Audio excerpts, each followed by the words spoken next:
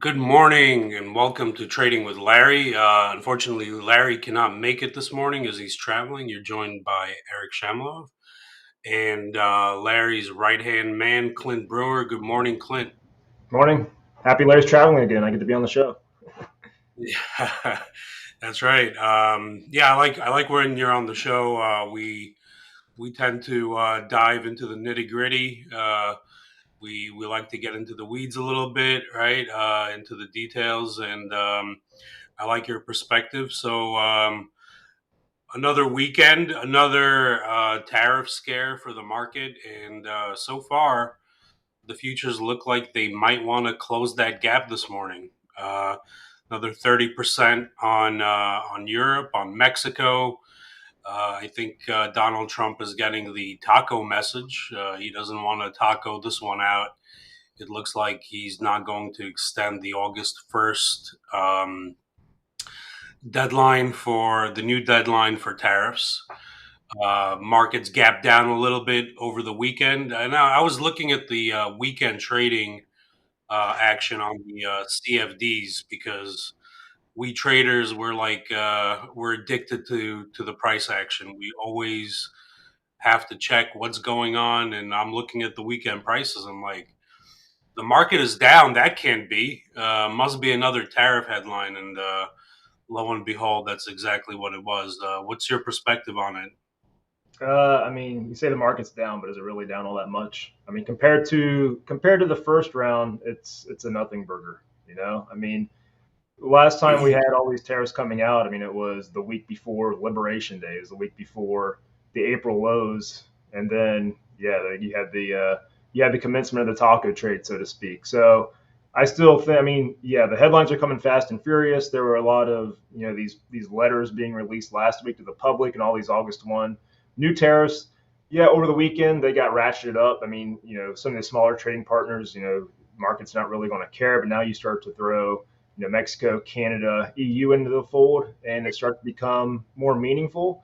And the thing is the effective tariff rate right now, it's at 18%.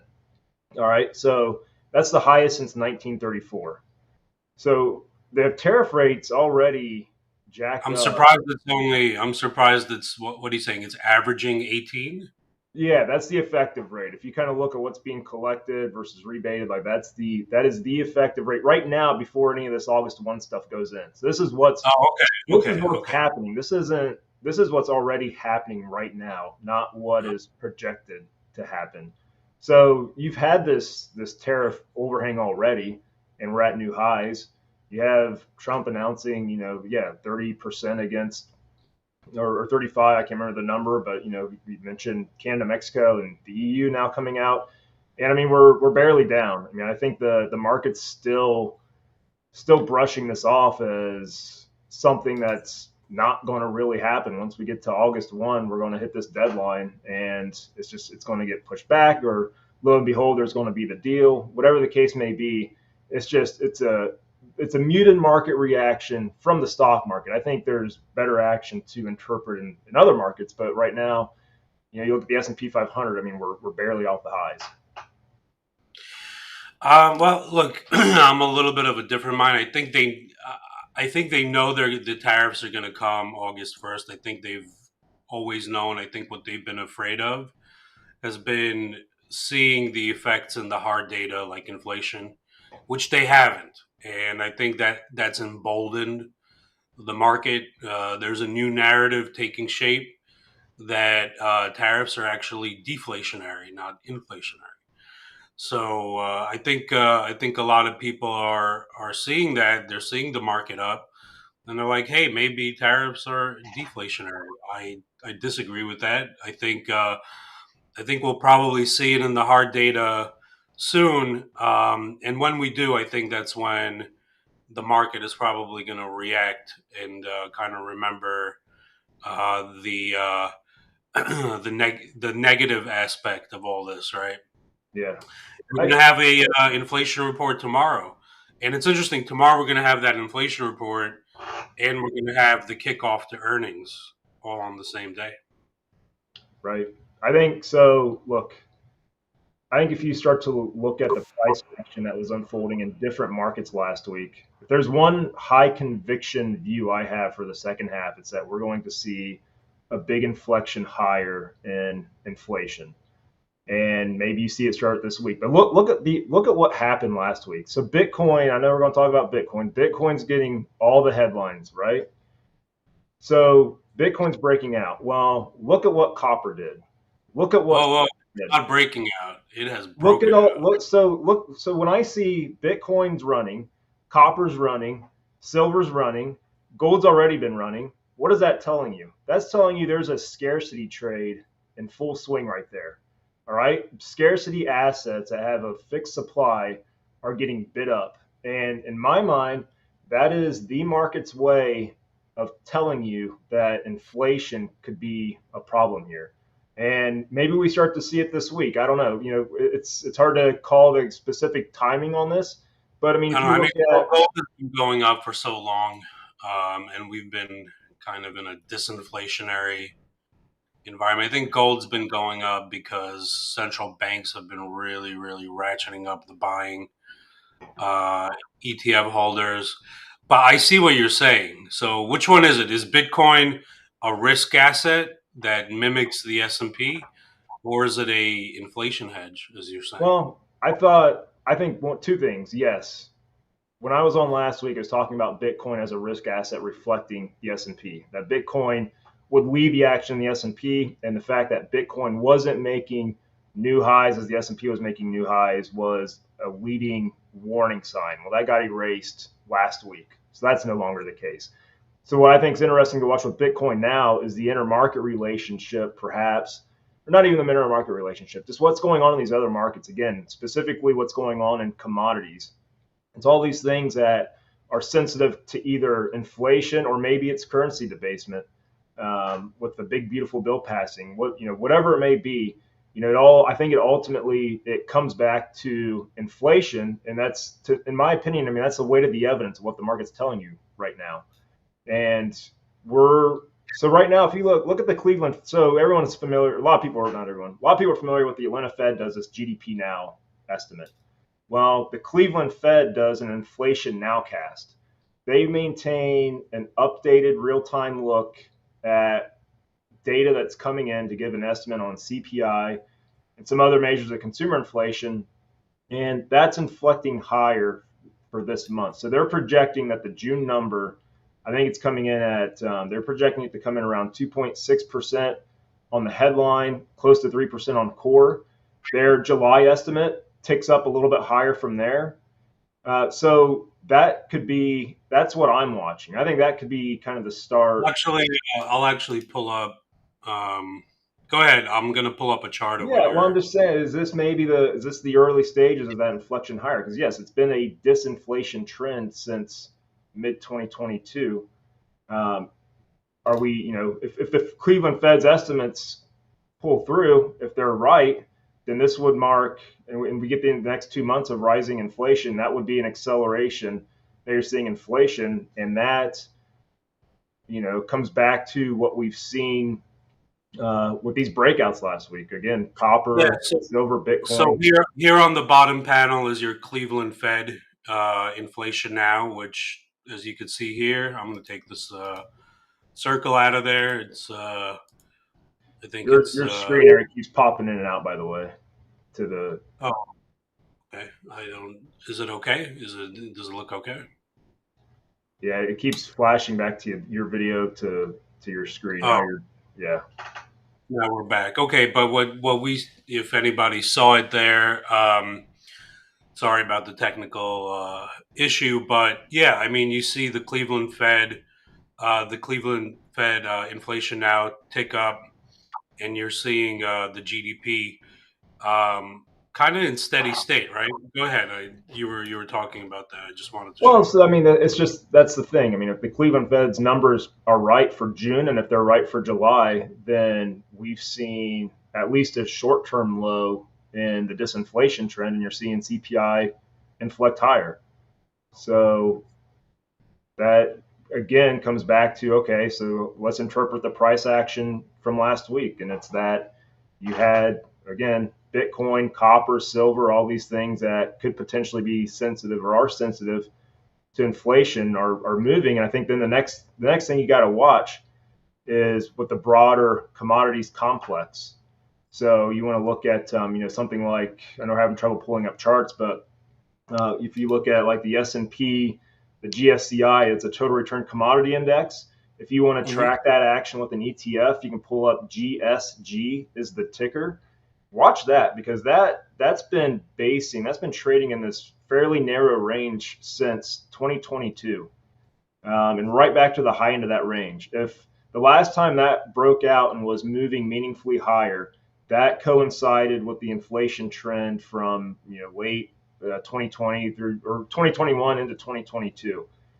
So keep I keep would an say eye. I would say these commodity indices actually lead the CPI by about 3 to 4 months. They do, and so copper is one of the most sensitive ones. Copper is extremely sensitive to long-term inflation break-evens, and copper last week is moving above the $5 per pound level. It's breaking out to new highs. Which, if you want to break down a chart, I mean that's been tipping a move higher for some time now. That's been trading, and we wrote about this in Trading with Larry's e-letter. We wrote about it's called an ascending triangle pattern. It's a series of higher lows marked by a flat top, a resistance range it keeps hitting. Well, that resistance was $5 per pound. That was the prior record highs, and copper just absolutely blasted through those levels. Now, we know what the catalyst was. It was Trump coming out last week and announcing his intention of putting a 50% tariff on copper imports. That was a catalyst. So you've seen the bullish setup for some time now in copper, and that was just the headline to finally push it out. But the thing is, coming back to why does this matter for me? Why does this matter for investors? Why does this matter for the market? It's because copper is extremely correlated to inflation. And again, we saw in 2022 what happens when inflation's on a big run and how that can weigh on uh, valuations. So you want to talk about the Fed being in a tight spot? Yeah, take a look at the. This is the CRB commodity index, my index of choice. But over the last 12 months, this is a chart of the spot prices on the index level. Pretty big trend up, right? Again, I don't know if it's just my screen, Eric, but it keeps flashing from your computer view to Yeah, back to I'm going your to stop camera. here. I don't know. There's some sort of technical issue. We'll figure that out. Sorry, folks at home. But what I showed was the CRB commodities index, just like Clint was saying, trending up and a major concern. So, what do you think happens tomorrow? We're going to get an inflation report. Let's say we come in hot. Would you be surprised where the market kind of brushes even that off? Let's say we get a hot inflation print tomorrow. You think the market is just going to tank right on that news? Or is it going to maybe drop a little and then recover by the end of day? And the market will be like, okay, look, another bad data point. We're going to climb this wall of worry, and we'll worry about that later. How do you see I, that reaction on a hot print tomorrow? I think it's the latter scenario you laid out there. I think if we have a hot inflation print, I do think we pull back. I don't think we tank, but I think you pull back. I think for inflation to become a broader to weigh more on the markets, you need to see a more of a trend start to develop. I There think you the go. Yeah. market near term right now, the market's so fixated on tariffs, it's not going to care much about inflation. They're so fixated on what's going to happen August 1 and whatever new letters may come out this week and whatever the case may be. I think a hot inflation print. I think that will cause the market to turn lower, but I think it'll be temporary. I think the major thing right now that's going to toss markets around are going to be tariff headlines. Yeah. So you're in the head fake camp. I agree Yes, with you. I think a little head fake tomorrow, and maybe. it's going to Here, take a couple of them, right? It's going to yeah. take, I think. Here's something else just to have in mind as it's the 14th. We're progressing in the second half. A lot of July's gains historically are weighted in the front of the month. So the first 2 weeks of July, if you plot out the S&P 500 historically, the seasonal patterns, and you rank it by 2 week returns, the first 2 weeks of July are the strongest of the entire year. Um, Once you get into the back half, it tails off. So just big picture. That's something to have in mind as we get closer to that seasonality. As we get closer to that Yeah, August 1 I always deadline, wondered. seasonality starts to become a headwind, not a tailwind. I always wondered about seasonality. Like, why does it work sometimes? Sometimes it doesn't work, and to me, it feels kind of like it shouldn't work, but yet it does sometimes. There's certain years where you like overlay the seasonality chart on the actual price action in the S&P. It looks like a like an exact carbon copy sometimes. Like, so, like, why does that happen? Do you think? I always wondered why exactly the seasonality actually kind of like you see it sometimes. It feels like it shouldn't happen. It feels like it's almost too stupid to work, and yet it kind of does I sometimes. think, yeah. So my rule on seasonality is always have it in the back of your mind. I don't think I would never actually make a trade based on seasonality. I would not come in July saying, "Oh, this is the best 2 week stretch of the year. I'm gonna load up on." Right. All professional analysts and traders say the So same thing. I would never trade on seasonality, yeah, I but in have the back back of of my mind, mind, as other conditions are evolving. I think seasonality. I think what it comes down to is fund flows.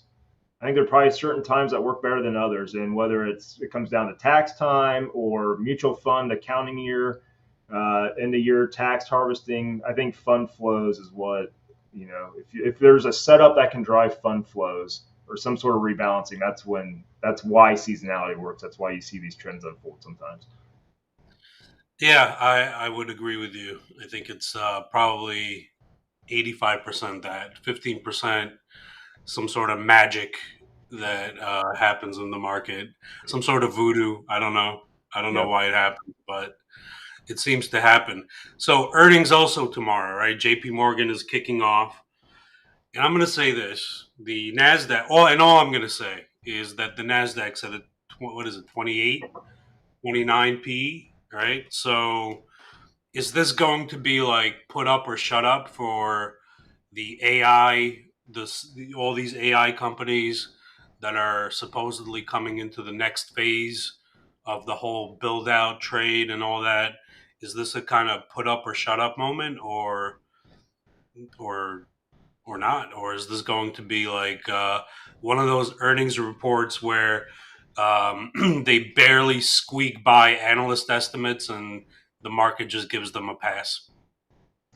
Yeah, I think there's probably a little bit bigger of a hurdle to earnings season this time versus last quarter, just because look, over the long term, stock prices follow earnings. Okay, so with the S&P 500 at new record highs, the market needs to be comfortable with the earnings outlook. And I saw a chart the other day. It tracks the Citigroup has this earnings revisions index, and all that looks at is companies that are seeing analysts revise earnings higher versus those that are getting revised lower. That thing's Yeah. actually been negative. That by the way is a major driving factor of stock market returns. Yeah, so guess what? That's been negative all year up until late May. All right, so it wasn't until late May, the chart that I saw, it wasn't until late May that crossed into positive territory, and then it had a really large surge from there. So that coincide that maybe is a big. According to Bloomberg, the revisions factor on a year-to-date basis, long short is down 1.25% this year. So that means that if you're following a strategy where you are chasing stocks where analysts are upgrading EPS, earnings, and all that stuff, you're actually underperforming so far this year. Yeah. Well, I think just again, you've seen recently earnings revisions tick up. So it's kind of like analysts and investors are looking past the uncertainty around tariffs. And so they become comfortable again with the earnings outlook. You have to be if you get the market back at new highs. If companies come out and they're kind of wishy washy around wanting to give guidance, I think that could weigh. Again, I think because I think this has been a big catalyst to the move to new highs, that there is a bigger hurdle. They want to hear, investors. They've already they've plowed into equities, and now they want to hear corporate management, hold their hand and say it's okay.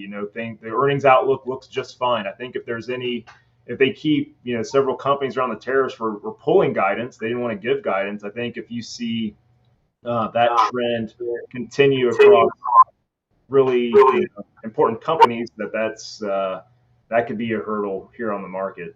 So you're looking more for guidance rather than the actual numbers. Yes, the markets, in my opinion, the markets this quarter are going to care way more about what you're saying about the outlook versus what you actually did. All right. Well, without looking, since we're talking about factors, what factor out of large cap like market capitalization, growth, value, low volatility, dividend yield, momentum, which factor was the worst performer this year? Without looking, Worse, worst. I would say probably the small cap factor. No, no. Market cap as a factor was number one. Really? The worst factor this year was low volatility, meaning the lower your volatility on a trailing whatever basis, the worse you did. Isn't that amazing? That's amazing. I'm guessing that was probably Year, year where we had the market drop peak to trough, what was it, like 25, 30%? yeah. Well, I'm guessing that was the number one factor in early April, and then it got That was the number one factor in and then it early got April. reversed pretty quickly. So this brings me to this big, massive rotation. I think everybody's now kind of paying attention to in macro. Everybody's noticing this rotation under the hood of the index.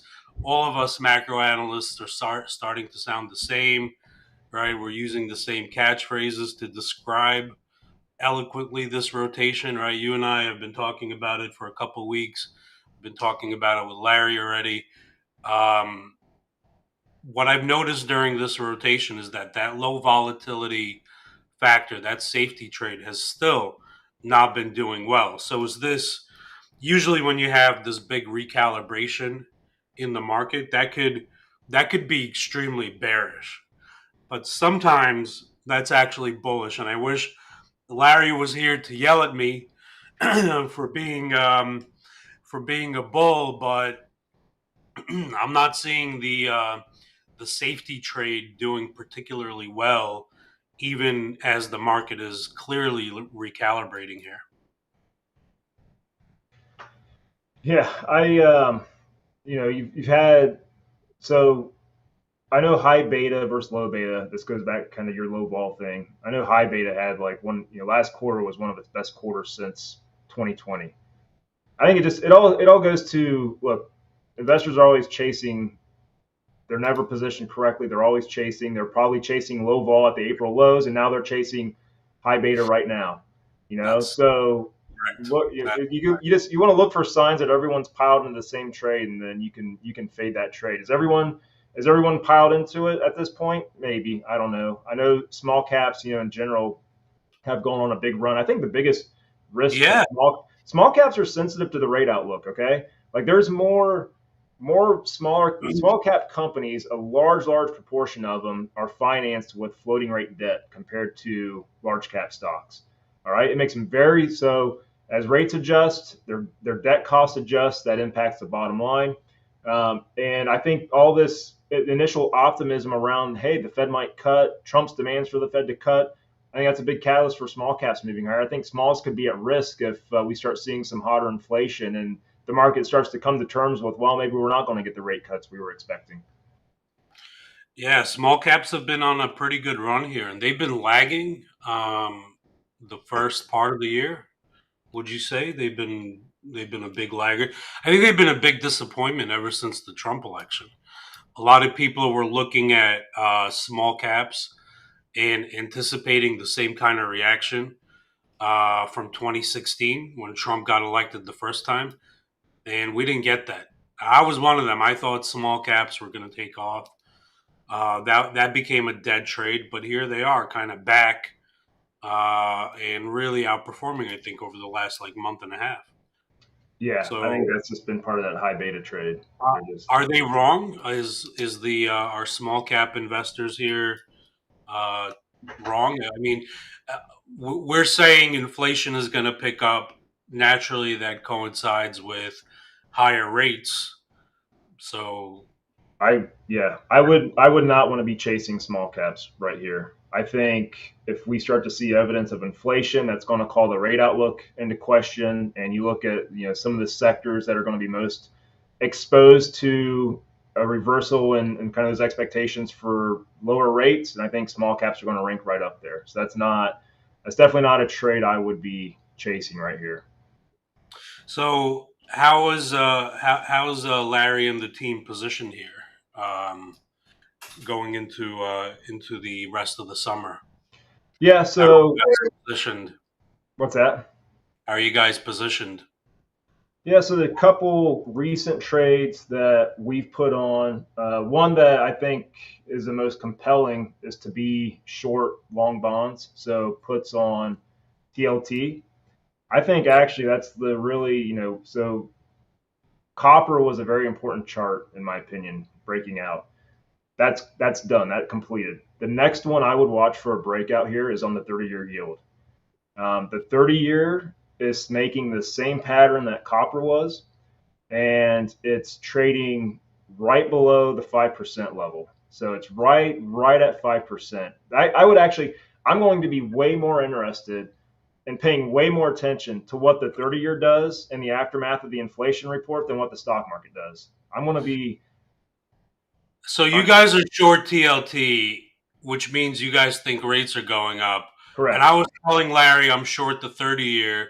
I think the 30-year is heading to 6%, and he wanted to throw me off a cliff. Maybe he What's going jumped on your trade. I don't know. You have to ask him about that. on? Okay. All right, I will. I We will. put that on the last. I can't remember the date. The last week or two. So where do you think the 30 gets to? I don't know You where think it ultimately gets to. I just think that if it pokes above that 5% level, you got some problems. I think it's well going right to. there. I mean, it's It's right what there. And yeah, if we move above, I mean, here, let me get it pulled up really quick. Just it's a using 498. Yeah, tomorrow is going to be an interesting day for the markets. I think for sure. I'm sure that we're all anticipating the most important inflation report of our lives tomorrow, and the start of the most important so earnings season. it's always the most important one, right? Always the most important. So just And I'm sure it's just going to be an iron condor kind of day once again. really quick, just a trick for those watching with some of these chart patterns. So I mentioned the 30 years trading in a pattern similar to what copper was, and that is it's called an ascending triangle. So we're finding a flat top resistance at that 5% level, and it's been making a series of higher lows, especially since September of 2024. One of the things you can do with these patterns to project where something can go, price, or in this case yield, is to take the height of the pattern and apply it to the breakout. So right now, you kind of look What at is the that, like a measured move? measured move. So I've I never, wish I, I don't know if I people wish do I that could with yield. I don't know if start. people do that with yields, but if you do that with yields, you would get a 6% target on the 30-year, which I think you mentioned. Perfect. That's what I think. Yeah, I think we're getting there. I think that's exactly where we're getting. So, but not yet, right? The market isn't even thinking about 6% yet on the 30. No, Uh, that's one that I feel like no one's paying attention to it. No one's talking about it. It's all tariff headlines. I'm even having a hard time finding anything around inflation. Everyone's just so fixated on tariffs. It feels like a good setup to get this inflation report and watch what the 30-year does here. well, everybody's fixated on Bitcoin this weekend. One thing about Bitcoin, and look, you guys know I'm bullish on it, been bullish on it, and all that, but I'm a little concerned here because I think a lot of this run up is, look, there's some anticipation for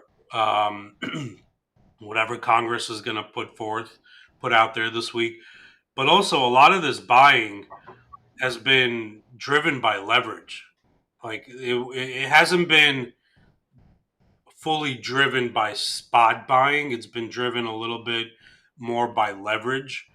And you had a big, you had two big option walls at 115,000 for Bitcoin and 120, and those strikes are at very profitable positions now. So I don't know. It feels like I should take the profit, and I did for some of my clients, but like I got to tell you, I don't want to take the profit here. I just want to sit in it.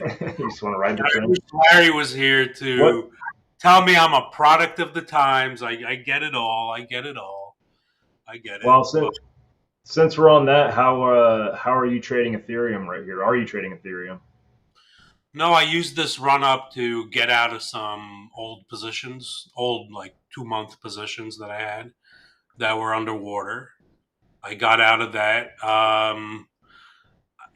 When it comes to altcoins, in the long term, you look at altcoins versus Bitcoin, and it's like every single altcoin investor just is like, why didn't I just leave it in Bitcoin? Right.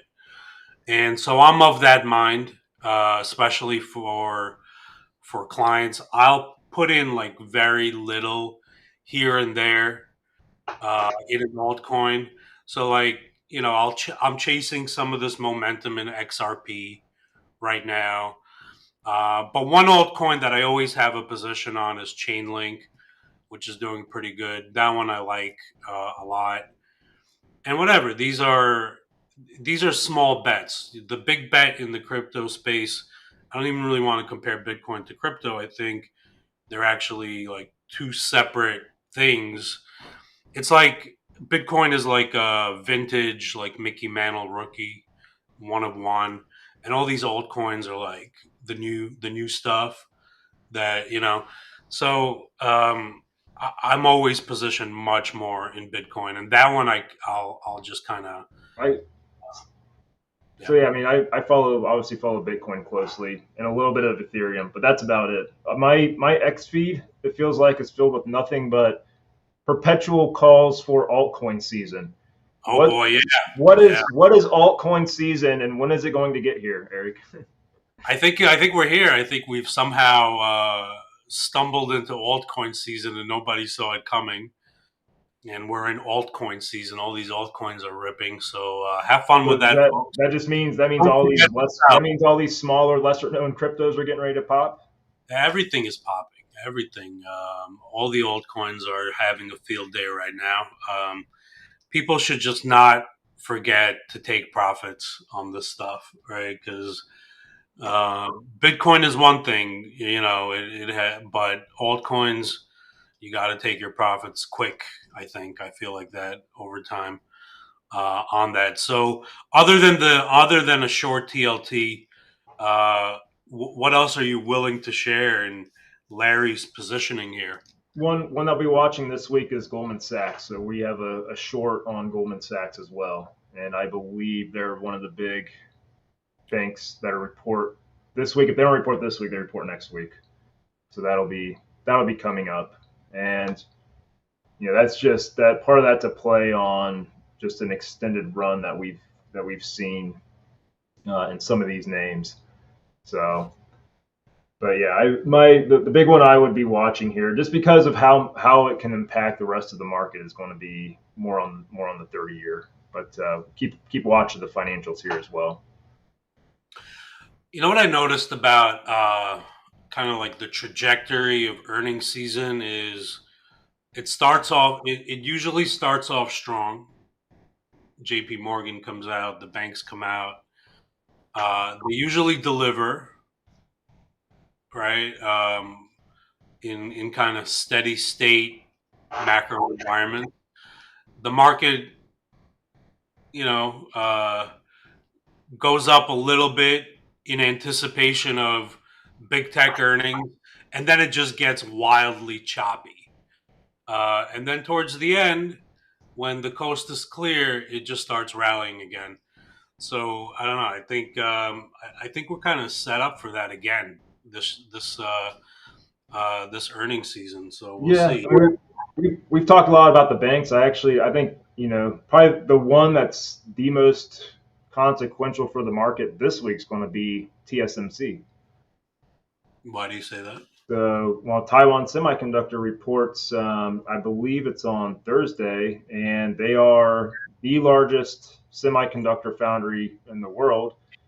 They manufacture semiconductors for Nvidia. So that's even before, Nvidia making headlines with a $4 trillion market cap. Before Nvidia's results ever roll around, we're going to get a look at how things are going via TSMC's results. And so I think that'll be the most for the market overall. That'll be the most important one this week because it's not just Nvidia. I mean, they manufacture chips for all the major um, consumers of semiconductors. Nvidia had a crazy run up here. Very over. I bought puts on Friday. I don't know. I think this run up is a little too much here in Nvidia. I think it could get into the back into the mid 150s at least.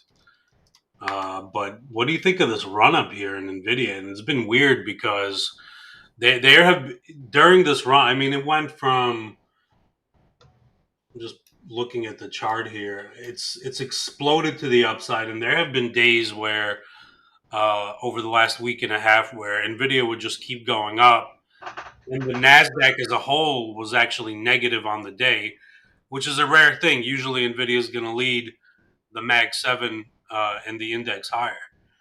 So this has been quite a run up in Yeah. Nvidia. It Well, went from like mid It was, 80s. it was trading around 100 back in early April. Now Yeah, we're at 165.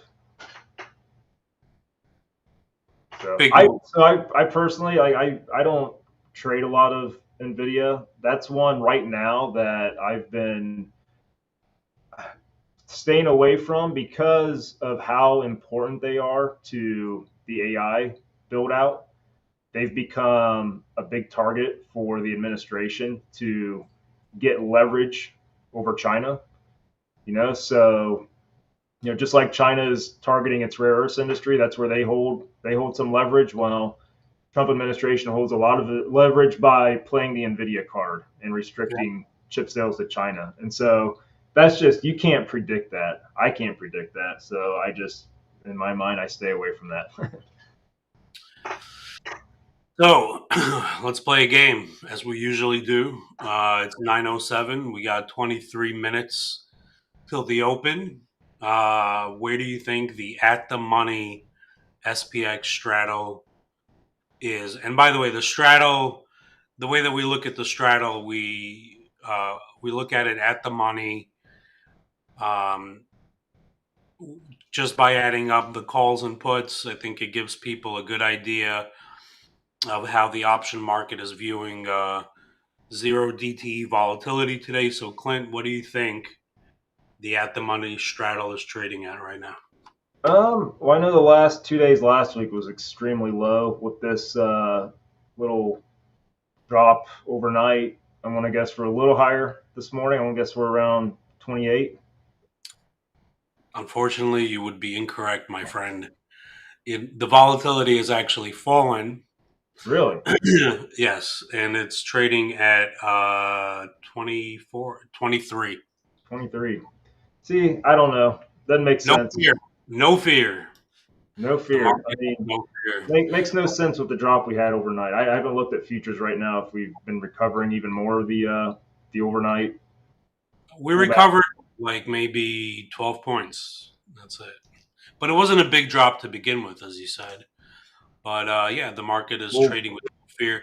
A 23-point straddle, by the way, for those watching, that means the option market is thinking that the S&P 500 will either go up or down only 23 points from current levels, which is what, like 35 basis points? I'd say it's nothing. It's That is nothing. nothing. Another iron condor kind of day. What is going on? All these, it's been an interesting option strategy that has been working almost every day. Is to sell that out of the money iron condor right at the open, and that has been working pretty well. I'm sure it's going to end soon once we get a pickup in vol. But just to show, sometimes like certain strategies do very well. They go on their streak. This one has been has been pretty good. Just selling those out of the money calls and puts right at the open, and just going to the beach. That's Yeah, it. but well, along similar lines, not the same lines because they're not iron condors, but Larry's been on a really great run in his S&P Trader product over the last week or two, and I feel like the vast majority of those trades have been put spreads. So selling a put spread, just as we've been holding steady or grinding a little bit higher. Oh well, you guys got to write up a thing and call out all those people that were getting nervous, right? When it comes to, I've seen Larry go on insane winning streaks with that SPX strategy, and there's going to be bumps in the road. I think when people are following a newsletter service or a trading service like that, I think where they fall into a trap is when somebody like Larry goes on a hot streak, right? And he's like 20 for 23 or like 30 for like 35 or something, and he's just printing money for everyone. They think it's going to just continue, right? And then they'll start off with like conservative, like maybe 5, 10 contracts, and then like on the 31st trade, they'll put on like 100 contracts, and as luck would have it, that's the trade that doesn't go well, Yep. and then they start going crazy. But I think the right way to follow a person like Larry through a trading service is to just make sure that you keep every single trade uniform. You don't deviate in terms of conviction on any one of these trades. These, like, Larry's not a doesn't consider himself like an algorithmic trader, Yeah. but in a way, it's like an algo, right? It just goes like every day, like a strategy. Now, what would you say to the people that follow Larry on this? I would echo that, and I would add one thing to it. So I think yes, Larry can go on some incredible winning streaks. But he's not perfect, just like anyone else. So I think the way to be successful with Larry is you have to be consistent in two areas. One is position sizing, like you just mentioned, and two, especially with Larry, is to take all the trades. Don't pick and choose which trades you want. Like we're doing such a high volume of trades in the S&P Trader that you can't. You're just it's a numbers game. You're playing the numbers. I mean, he has you look back at it and he has a north of 80% win rate, and you're picking up maybe whatever $2 an average on these spread trades, but you're risking 15 to get to win over time. It's just a math game. I mean, you're applying that win rate to that average gain that you can withstand the drawbacks or the pullbacks and the drawdowns, but you can't. If you got upset because we had a couple losing trades a few weeks ago and you stopped trading it, then you missed Right. out on a huge week. Exactly. So you have to position size consistently, and you have to take every trade.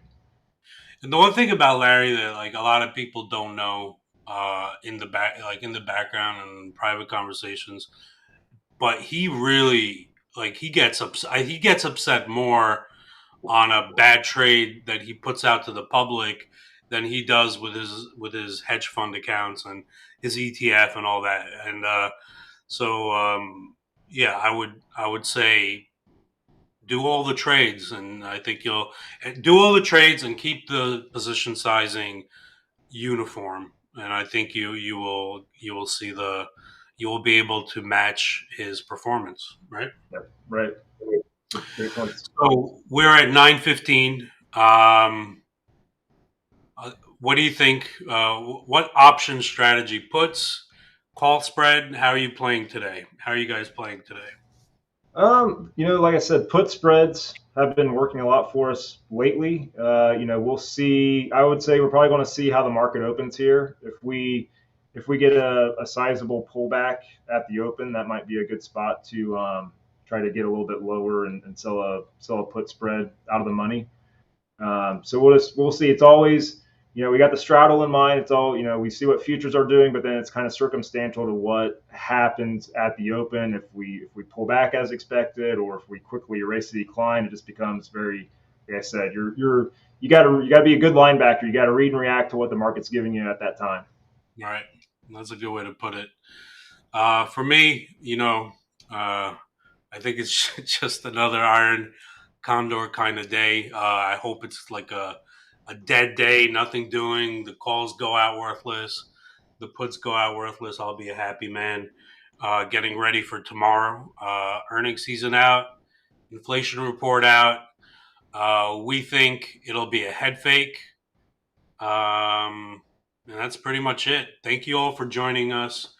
Clint, always a pleasure. I don't know, is Larry traveling tomorrow or To be we don't determined.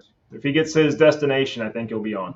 know. We don't know. But in any event, join us again tomorrow, same time. Have a great day, everyone.